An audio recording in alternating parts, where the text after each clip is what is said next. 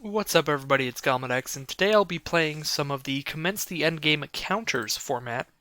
It's a format in which each player gets an emblem that says at the beginning of your end step, put a +1/+1 counter on each creature you control with a +1/+1 counter on it, and a loyalty counter on each planeswalker you control.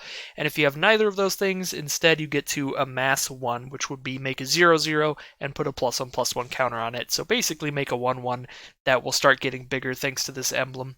So the deck I'll be using today is an aggressive mono-white build.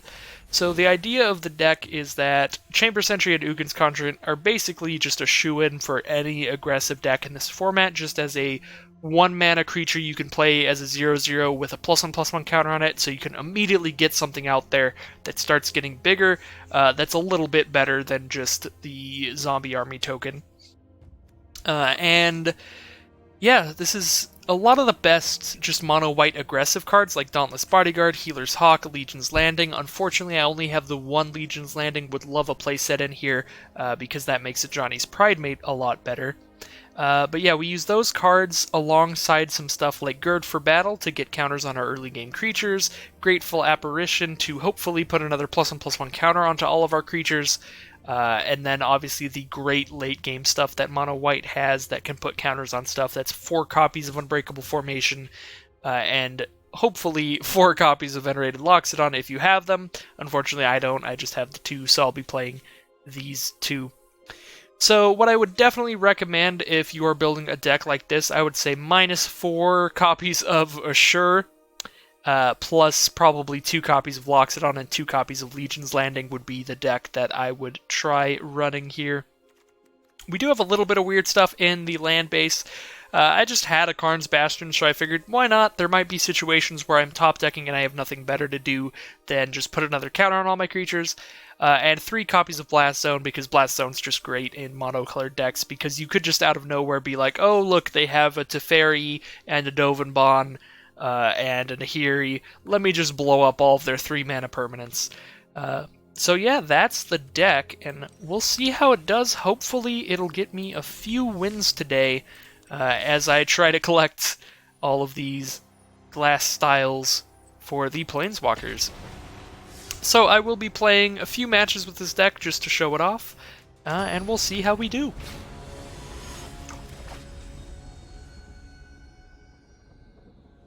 And also to get a feel for the format and show off the format. Alright, so we are going first. I think I'm going to play Dauntless Bodyguard first here, actually.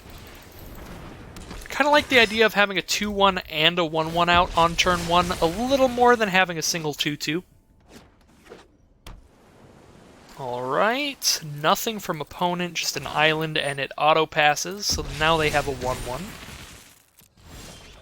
So this turn, that is a Grateful Apparition. I don't want to do that right now. I think I'm just going to play 2 things with a counter on them so they get bigger quickly.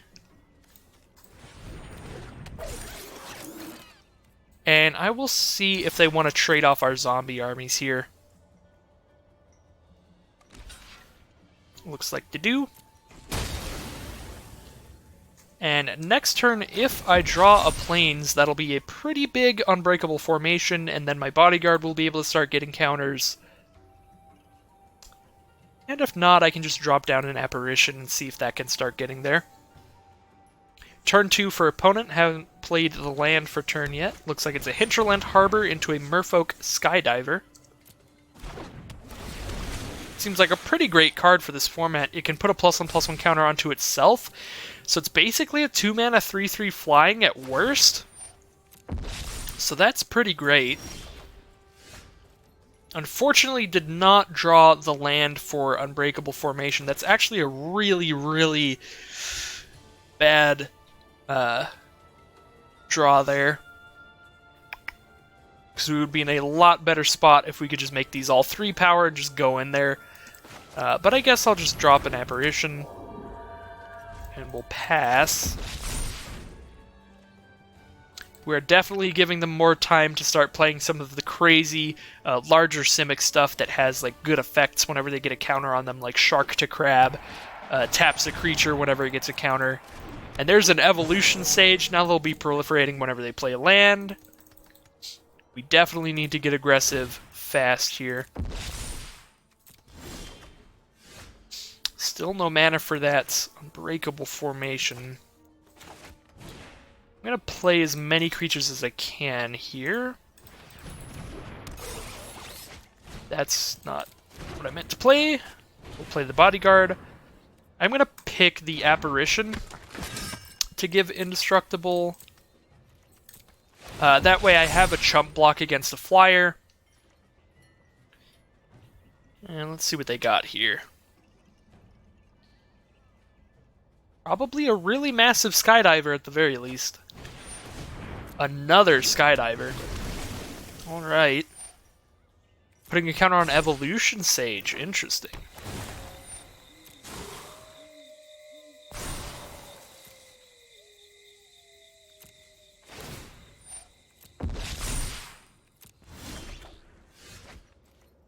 Alright, so we can play another Apparition or Healer's Hawk. Both don't really do a whole lot.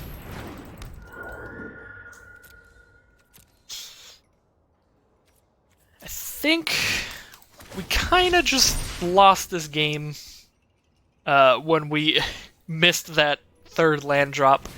Because we really have to get out there and be aggressive and kill them before they can start making big stuff. Because especially with this deck, with all of their Proliferate, their stuff's going to get a lot bigger than ours very quickly here.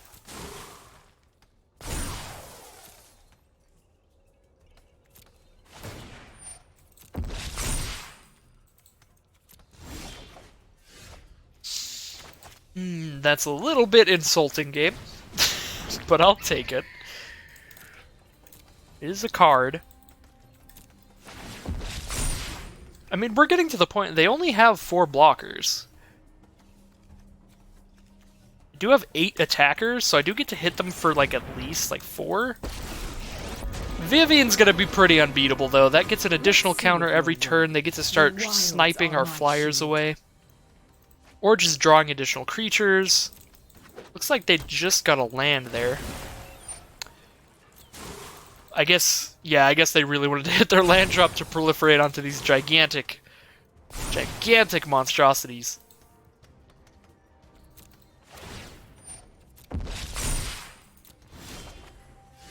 And Blast Zone.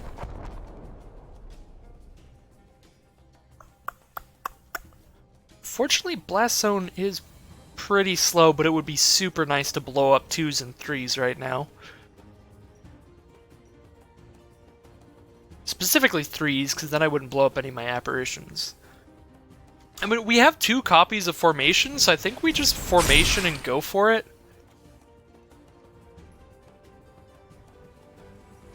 2 turns in a row here. I think we just have to make sure this Vivian doesn't ultimate, though. Yeah, if this Vivian ultimates, we're just dead, like, immediately. So we attack Vivian, and they scoop. I don't know about that scoop. I guess... I mean, with 2 Unbreakable Formations, we probably take the game back. I think with just that single Unbreakable Formation, just that one swingy turn there...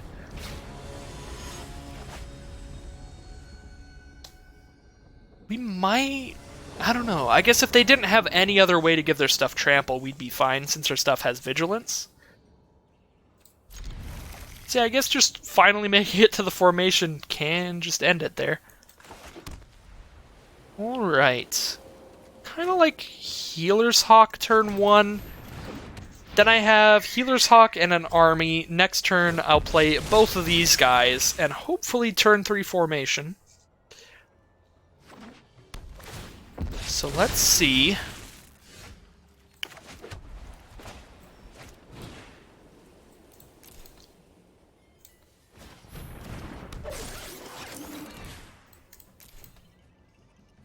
So they have a Watery Grave as their first land.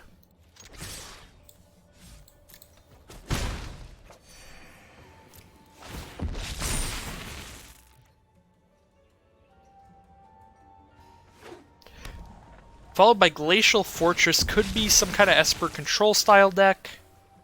Maybe saving up a counter spell here.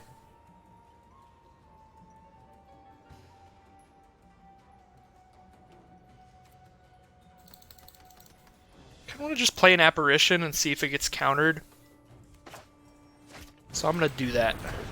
It doesn't get countered. Maybe removal. Should probably have just swung with everybody there and went for it. But having the formation in hand makes me really want to not do anything till the formation. It could kill off my Healer's Hawk and my Apparition here with one of the -2/-2 cards. Looks like just a search for Ascanta.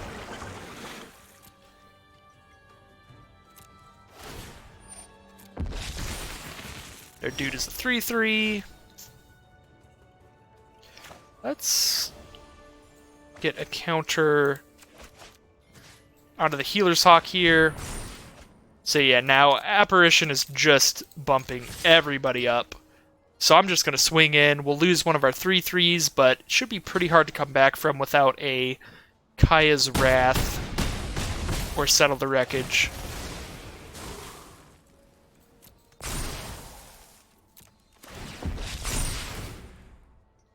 Yeah, and our field is just gigantic for turn 4 here. They do have Kaya's Wrath mana, though, and they do Wrath. Alright. They're down to 9, though, so it's going to be a pretty hard comeback here for our opponent. They are on a control deck, though, which is just like the king of comebacks. It's all about clear that board completely and then drop down your Teferi. So if they have the second Wrath here, could be real bad. Oath of Kaya is still pretty bad, even just the single removal spell, since we have been knocked down to 1 card in hand at this point.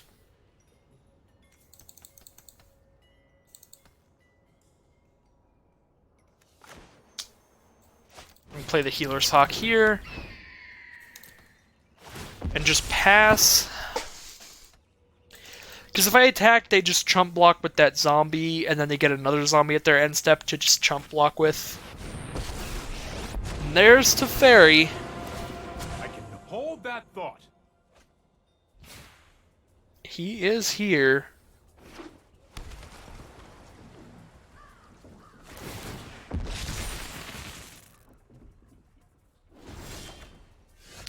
No immediate answer for the Healer's Hawk. I am just going to put some counters on these.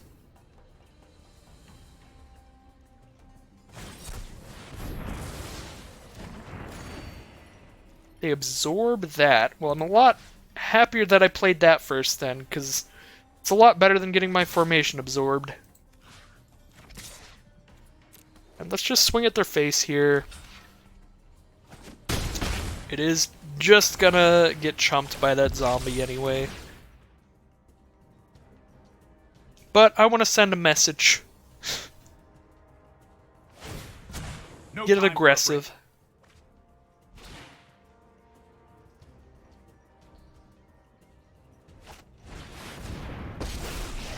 Eugene!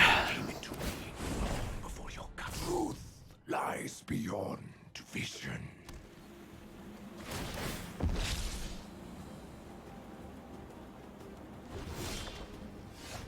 Well, that's a land when I don't need it. Well, this is not good.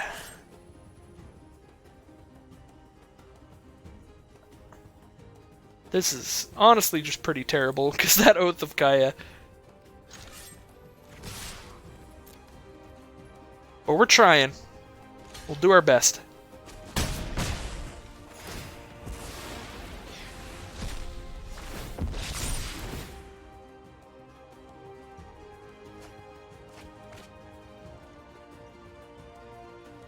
Maybe somehow they won't get oh, yep, there goes the Hawk.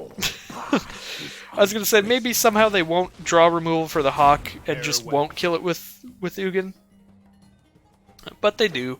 And that is the Teferi ultimate. Now, whenever they draw a card, they get to exile one of our permanents, so it is going to take them 2 turns. Oh wait, no, they don't. They actually just sacked the Teferi to do that, so they don't draw 2 cards a turn, they just draw 1.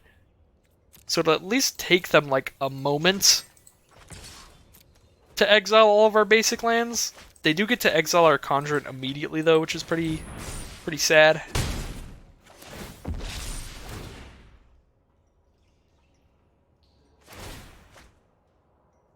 So there goes Conjurant.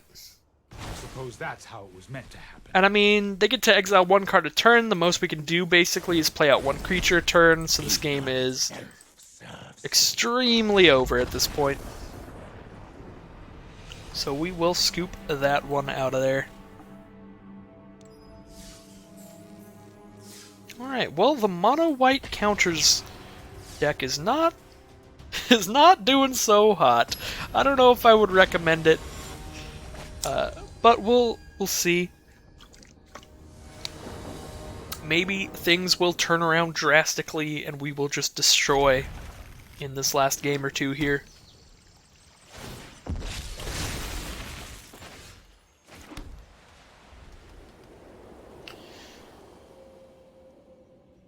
Go for the Healer's Hawk.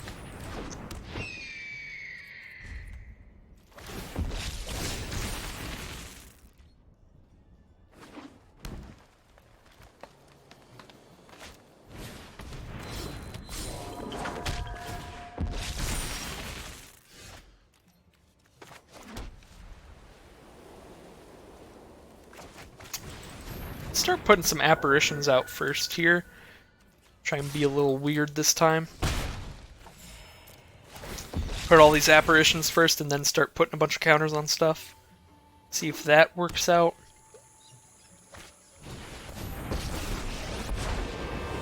Hey, you look like a worthy opponent. Teamwork is strength. Alright, well that's just unstoppable. That doesn't seem fair at all. Jesus. Oh my god. Jang Yangu into Growth Chamber Guardian. Put the counter on the Growth Chamber Guardian, proliferate another counter in the end step. That's 2 Growth Chamber Guardians in hand. They will easily get the 4th one next turn.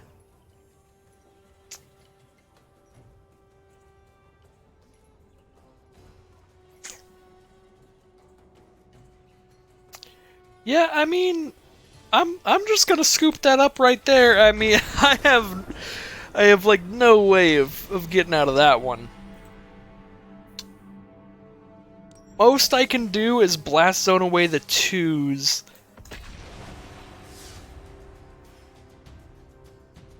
But even that is gonna take a while, and they still have Jan Yangu alongside a massive Conjurant and whatever else they've got.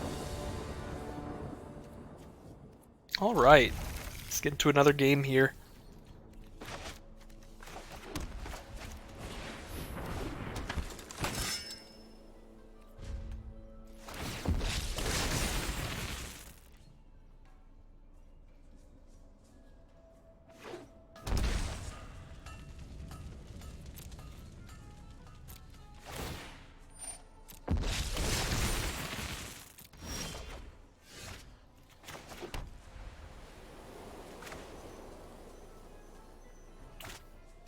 Let's actually just go in here and use Assure as a combat trick.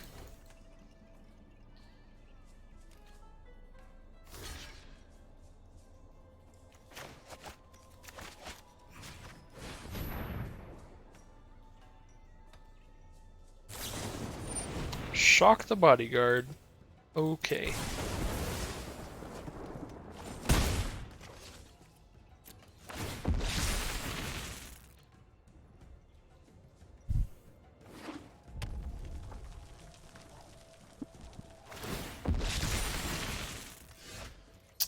So opponent is just gonna leave up burn spells all game, I guess.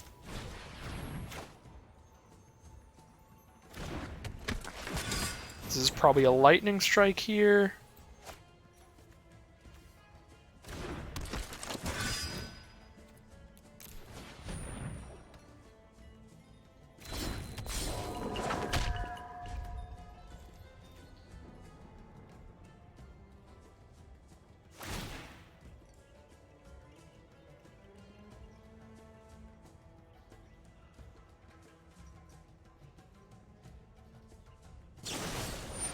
Justice Strike. Alright.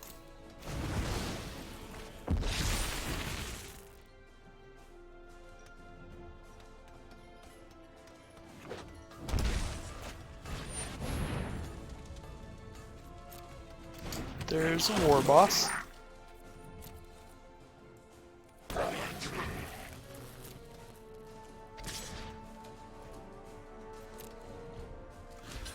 We kill the little goblin baby, and then we formation here. Start getting counters on all these guys.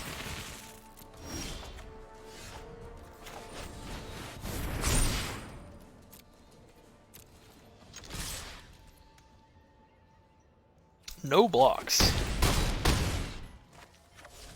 Opponent is very much going for it this game.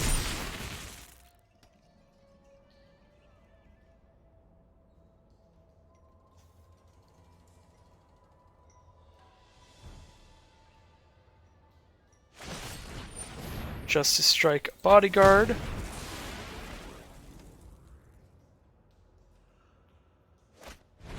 And Gird for Battle, the War Boss, and the 4/4.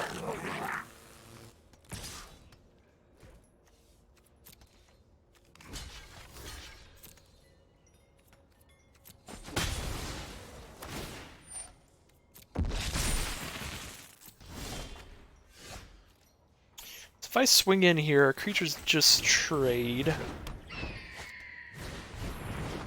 Hoping they don't have more removal, and my Grateful Apparition can buff my field up to above their size.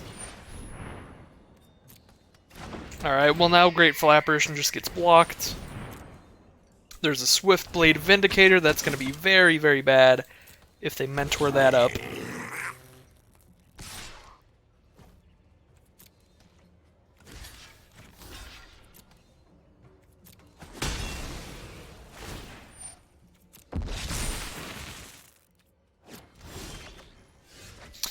That's a land. I feel like we're about to get destroyed again.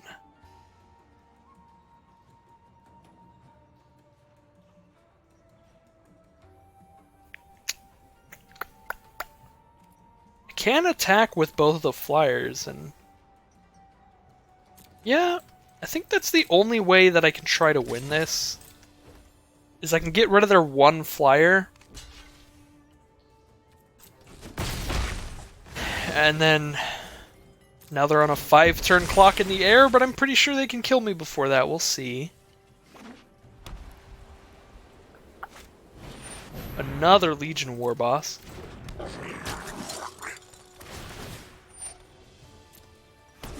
The thing is, if they do mentor the Vindicator, I do have large enough creatures to just kill the War Boss and the Vindicator on the attack. So this isn't a drastic nightmare. The 5-turn clock could get there.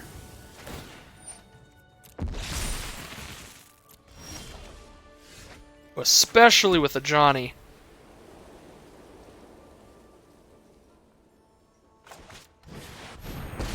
Yeah, I think we counter up the Hawk. It is good to see you, And the Bodyguard. Deliver us to victory. Mainly, the Hawk is the important part of the +1 counters there.